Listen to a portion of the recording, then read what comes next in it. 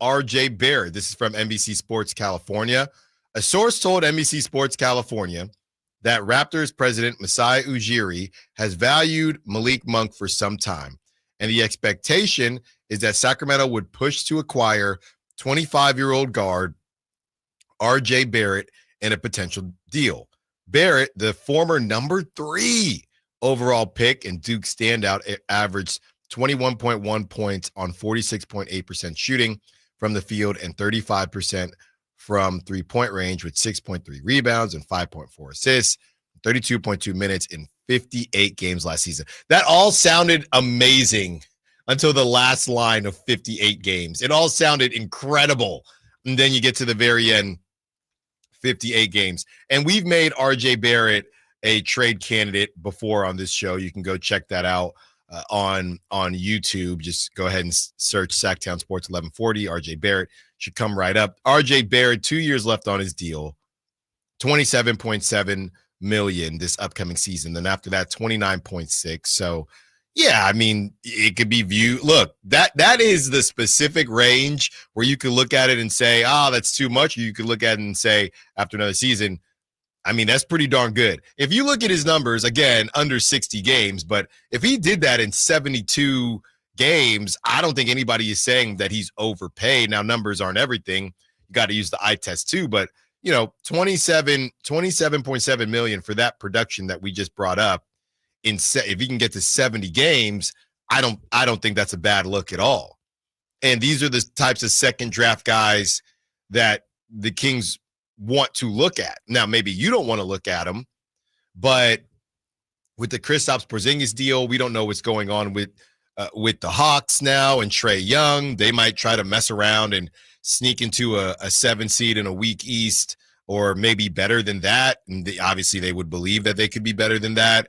When it comes to, some of these other teams, the Grizzlies have never said that they were trying to move Ja Morant. They never said.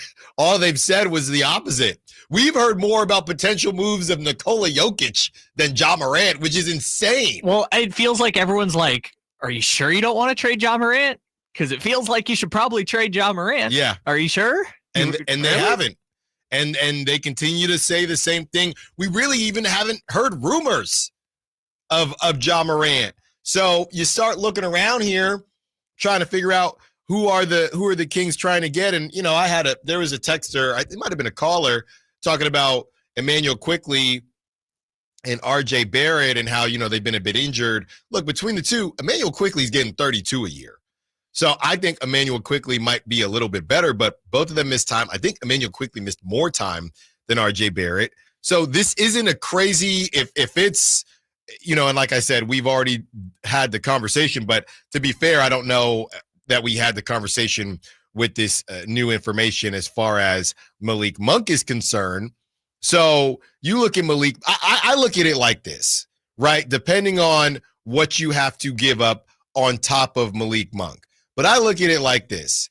He's a little bit younger than Malik Monk. Yeah, you're paying him more, but I would say, as someone told me long ago, scared money don't make no money. And it really depends on what else you think Malik Monk could bring to the table, right? And what you're trying to accomplish. Now, again, is this still more working around the fringes? A little bit, but you're getting a smidge younger. RJ Barrett a couple years younger than Malik Monk. I'm looking here, and obviously the Kings can take on some of it, and they can't take on all of it as it pertains to RJ Barrett's contract, but they don't need to completely match it. They just need to add something else. So if it is a straight up, we value Malik Monk as much as you value RJ Barrett because those prices, and I'm double checking here because I know obviously it'll affect the MLE and TPEs and things like that. But, CTEs. Yeah, everything. So, for example, in Fanspo, Malik Monk and Terrence Davis for RJ Barrett would work, right? Now, obviously, that affects the money. You can't just go get PJ Washington anymore if you wanted to do that, but you would bring in RJ Barrett, younger, you're paying him more, but you would expect more. You move off of Malik Monk and Terrence Davis, and then you go get your Dennis Schroeder or Tyus Jones, and you see what happens. And you would expect that move comes in correlation with moving DeRozan for somebody else, right? Exactly. Because where's RJ Barrett going to play if not for replacing DeMar DeRozan? So exactly. Yeah, the only thing that would make a difference is like the trade is fine, but then you'd have to do a different DeRozan trade. You could use your trade exception to make it work, but if they're planning to extend Keon Ellis now, then it gets a little more complicated because you're right up near the first apron. But again, they'll figure that out after they make the trade. Right. So, that's a conversation to have. Is there a world where DeMar stays and you bring him off the bench? I mean, I don't think so. I don't think he wants to come off Sacramento's bench, but I think anything is possible. So that's a report coming from NBC Sports Bay Area. I will say, though, and I saw somebody respond to me for the RJ Barrett stuff and just say, man, if they're going to move Malik Monk, it better be for somebody with some pizzazz or some aura or some swag. I will say, and it's tough because life does come at you fast, just like I told Toddler Styles when we went to Benihana and the fire was in her face and she did not see it coming. Oh, that was so cute. But it does kind of stink that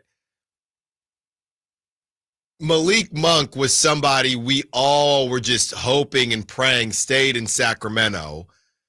And it felt like a huge win for Sacramento that Malik chose Sacramento. And we spend so much time talking about Tyrese Halliburton, how he didn't want to leave. De'Aaron Fox is a little bit different, but he said all of the right things as far as not wanting to leave. And now for Malik Monk to be in these conversations where he wanted to stay in Sacramento, it just stinks. That's my sports host take on it. It just kind of stinks that we're having these conversations where this time and we'll look up when he resigned, but this time last year or around this time last year, we were all like, wow, Malik decided to stay in Sacramento. And Nate was reporting at card shows that he wasn't going to stay, and then he did stay. The way he was looking, he's out of here. Apparently, it was agreed to on June 20th of last year. So basically, a year ago Friday, we were celebrating. We were begging him to stay. Yes, a year ago we were celebrating Malik Monk staying. Something and that's the thing about being in Sacramento. They hate on you when they assume the worst. They hate on you, obviously, when that happens. But then when the Kings do have wins, they didn't even say, wow, good on Sacramento for keeping Malik Monk. It was just, well, you took DeMar DeRozan and he stinks. And it's never going to work. But that was a huge win for Sacramento. And none of us knew what was to come months later.